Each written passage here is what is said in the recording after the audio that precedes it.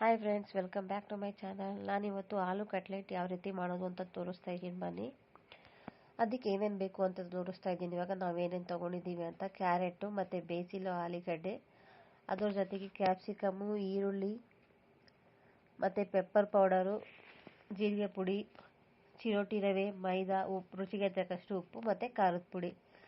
ಇವಾಗ ಯಾವ ರೀತಿ ಮಾಡೋದು ಅಂತ ತೋರಿಸ್ತೀನಿ ಬನ್ನಿ. ಇವಾಗ ನಾವೇನೇನು ತೊಗೊಂಡಿದ್ವಲ್ಲ, ಕ್ಯಾರೆಟು, ಕ್ಯಾಪ್ಸಿಕಮ್ಮು, ಈರುಳ್ಳಿ ಮತ್ತು ಬೇಯಿಸಿರೋ ಆಲೂಗಡ್ಡೆ, ಕೊತ್ತಂಬರಿ ಮತ್ತು ರುಚಿಗೆ ತಕ್ಕಷ್ಟು ಉಪ್ಪು, ಖಾರದ ಪುಡಿ, ಬೇಕು ಅಂದರೆ ಅರಿಶಿನ ಹಾಕ್ಕೊಳ್ಳಿ, ಇಲ್ಲಾಂದರೆ ಆಪ್ಷನಲ್ಲು, ಬೇಡ ಅಂದರೆ ಬಿಡಿ.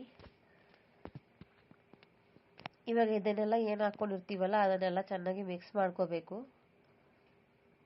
ಇದನ್ನು ನೀರು ಹಾಕ್ಕೊಂಡು ಕಲ್ಸ್ಕೊಳಕ್ಕೆ ಹೋಗ್ಬೇಡಿ, ಹಾಗೆ ಡ್ರೈಯಾಗಿ ಕಲಿಸ್ಕೊಳ್ಳಿ. ಯಾಕಂದರೆ ನೀರು ಹಾಕ್ಬಿಟ್ರೆ ನೀರಿನ ಅಂಶ ಜಾಸ್ತಿ ಆಗೋಗ್ಬಿಡುತ್ತೆ. ಇವಾಗ ಏನು ಕಲಿಸ್ಕೊಳೋದಕ್ಕೆ ಪೆಪ್ಪರ್ ಪೌಡರು ಮತ್ತು ಜೀರಿಗೆ ಪೌಡ್ರ್ ಹಾಕಿದ್ದೀವಿ. ಅದಾದಮೇಲೆ ಉಪ್ಪು ಮತ್ತು ರುಚಿಗೆ ತಕ್ಕಷ್ಟು ಖಾರದ ಪುಡಿ.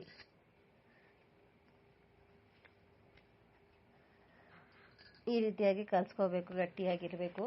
ಅದಾದಮೇಲೆ ಚಿರೋಟಿ ರವೆ ಮತ್ತು ಮೈದಾ ಏನು ತೊಗೊಂಡಿದ್ವಲ್ಲ ಅದಕ್ಕೂ ಸ್ವಲ್ಪ ನೀರು ಹಾಕ್ಕೊಂಡು ಕಲಿಸ್ಕೊಂಡು ಇಟ್ಕೋಬೇಕು.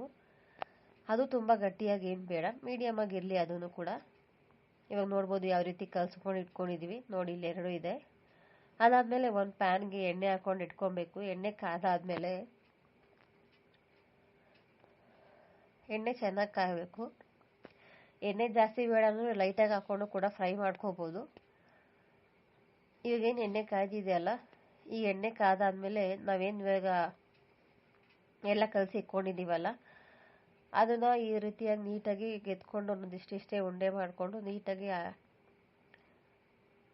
ಕಟ್ಲೆಟ್ ಥರ ಒತ್ತಿ ಇಟ್ಕೊಂಡು,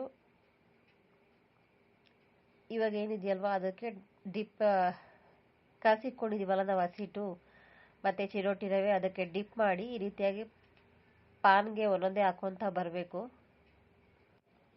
ಎಣ್ಣೆ ಜಾಸ್ತಿ ಬೇಡವರು ಕಮ್ಮಿನೂ ಕೂಡ ಹಾಕ್ಕೋಬೋದು. ನೋಡಿ, ಈ ರೀತಿಯಾಗಿ ಕಲಿಸ್ಕೊಂಡಿರಬೇಕು. ಮತ್ತು ಕಲಿಸ್ಕೋಬೇಕಾದ್ರೆ ನೀರನ್ನ ಜಾಸ್ತಿ ಹಾಕ್ಕೋಬೇಡಿ, ಯಾಕಂದರೆ ನಾವು ಬೇಯಿಸಿರೋ ಆಲೂಗಡ್ಡೆ ತೊಗೊಂಡಿರೋದಲ್ವ, ಅದರಲ್ಲಿ ಆಲ್ರೆಡಿ ನೀರಿನ ಅಂಶ ಇರುತ್ತೆ, ಅದಕ್ಕೋಸ್ಕರನೇ. ನೋಡಿ, ಈ ರೀತಿ ಎಲ್ಲನೂ ಹಾಕ್ಕೊಬೇಕು, ಎಣ್ಣೆಲಿ ಫ್ರೈ ಮಾಡ್ಕೋಬೇಕು. ನಾವೇನು ಹಸಿಟ್ಟೆಲ್ಲ ಮಾಡ್ಕೊಂಡು ಕಲಿಸ್ಕೊಂಡಿದ್ವಲ್ಲ ಅದರಲ್ಲಿ ಡಿಪ್ ಮಾಡಿಕೊಂಡು ಈ ರೀತಿಯಾಗಿ ಒಂದೊಂದೇ ತಿರುಗಿಸ್ಕೋಬೇಕು. ಹಾಕೊಂದು 5-10 ನಿಮಿಷ ಆದಮೇಲೆ ತಿರುಗಿಸ್ಕೊಳ್ಳಿ. ಇಮಿಡಿಯೇಟಾಗಿ ತಿರುಗಿಸೋಕೆ ಹೋಗ್ಬೇಡಿ, ಯಾಕಂದರೆ ಅದು ಕರೆಕ್ಟಾಗಿ ಫ್ರೈ ಆಗಿರೋದಿಲ್ವಲ್ಲ, ಅದಕ್ಕೋಸ್ಕರನೇ. ಒಂದೊಂದಾಗಿ ಈ ರೀತಿ ತಿರುಗಿಸ್ಕೊಳ್ಳಿ. ಈಗ ನೋಡಿ, yummy and tasty aloo cutlet ರೆಡಿಯಾಗಿದೆ. ನೀವು ಕೂಡ ಟ್ರೈ ಮಾಡಿ ಒಂದ್ಸತಿ, ಹೇಗಿದೆ ಅಂತ ಹೇಳಿ. ಈ ವಿಡಿಯೋ ನಿಮ್ಗೆ ಇಷ್ಟ ಆಗಿದೆ, please like, share and subscribe to our channel. Thank you for watching.